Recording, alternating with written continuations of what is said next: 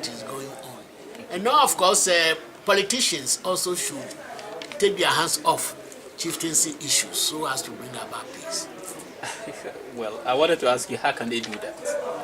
How can they do that? Well, they should not use chieftaincy issue as a part of their political campaign. You see, I mean, the late Atta Mills at one time said that during his campaign, when he's voted to office, he will solve the Dagbon case. Okay. Now, when he was voted to office, power and all that, then he was confronted with the issue. Now, what do you do about the case? When he gave a speech, his 100 days in office, in parliament and all that, there he mentioned that, well, you cannot bring people to book if there are no evidence. You need to have evidence and all that. And now, of course, people were annoyed and said, look, we have the WACO Commission at that time, we have the Council of State members coming to interview people and all that. You have individuals who are giving reports. So what do you need again? Of course, upon that, later on, people were arrested in Yendi, brought to Accra, and then they were detained, they were brought to court, but there was no evidence to convict them, and so they were set free. You understand what I mean? And so it is very important that they should not make promises. You see, sometimes when politician comes, give the chief 10 bags of cement, a bundle of roofing sheet, to influence the chief, to encourage the people to vote for him and all that. These kind of things cause problems.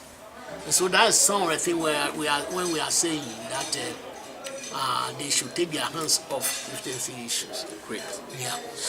Now, with the Conrad Adino, or Conrad Adino Foundation. Great. And that project is titled Good Governance. Yeah. Great.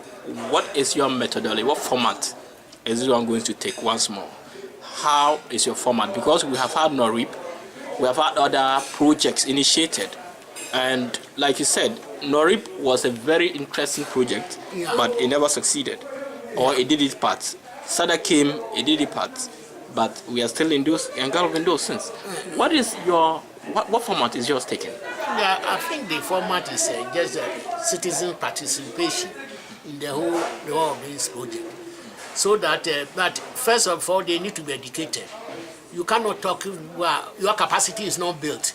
You are not educated to, come out with a critical thinking, ask critical questions. You cannot do that. And so that capacity building and education has to be there.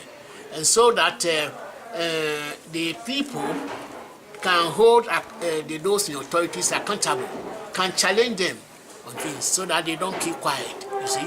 So once we think that this kind of method is adopted, it will go a long way to help. Because we are talking about transparency. You know, if you are those in the authorities, money is given for this and that, if the money is not being used for the proper thing there, for what it's meant for, the people have the right to challenge that, you know. But in the past, some of these things, citizens, the local people are not so much involved. And so decisions are taken out there, we don't know what is happening. And now, of course, this is happening like that. But this one, we want to involve everybody at the grassroots. And that's why a baseline survey has been made. District assemblies, municipal chief executives, coordinating directors, and all these people have been interviewed, and they are all going to be involved. Right. Under the auspices of the Catholic Church? A part of the program, yeah. So it is not only, we are working in partnership.